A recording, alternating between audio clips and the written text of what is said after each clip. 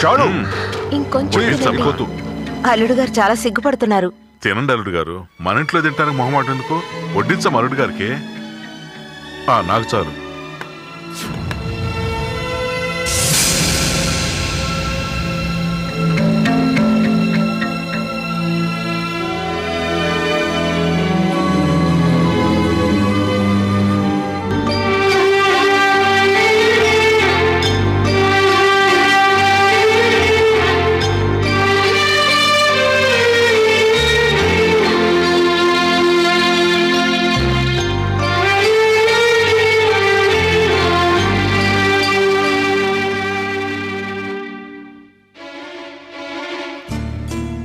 Hi.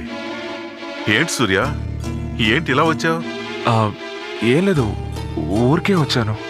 అలాగా. ఇంటికి కాబోయే అల్లుడు గారు వచ్చారు. అందరం కలిసి బిజీగా మాట్లాడుకుంటున్నాం.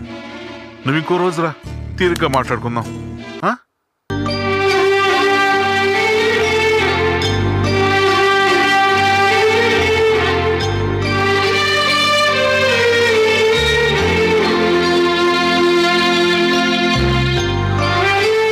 సరే,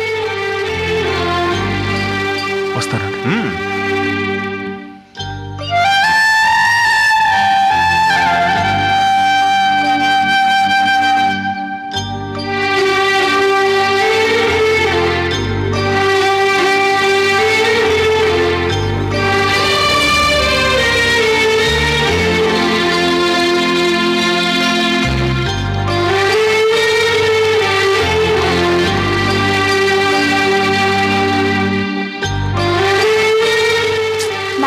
మార్కులు తక్కువ వచ్చారా?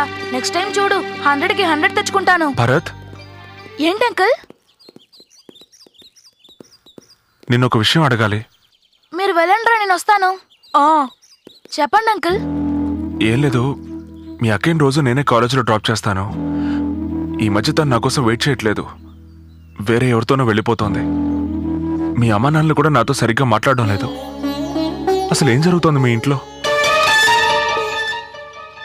చెప్పరా ప్లీజ్. సారీ అంకుల్, మీరు ఎంతో మంచివారు. మీరు మా కుటుంబానికి ఎంతో హెల్ప్ చేశారు. కానీ మా వాళ్ళు అవన్నీ మర్చిపోయారు అంకుల్.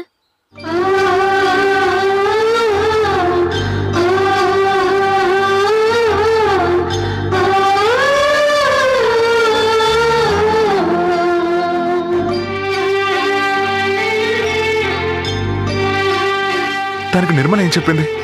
అందుకు మా అక్క ముందు ఒప్పుకోలేదు.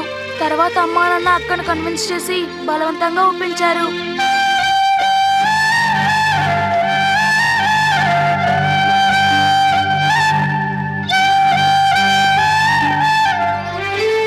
ఈ విషయం నేను మీతో చెప్పానని మా ఇంట్లో ఎవరికి చెప్పకండి అంకుల్. శ్రీరామ్, నిర్మల ఇద్దరు జాతకాలు దివ్యంగా కుదిరాయి.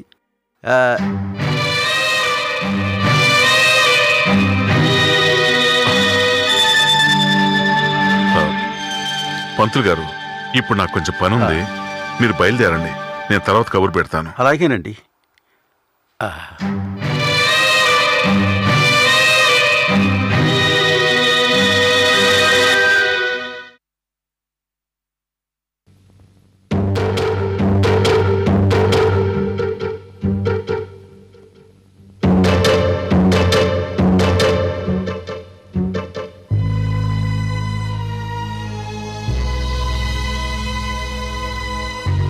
ఏమండి, మన అల్లుడు గారు కనుక వస్తే ఆ వీడియోను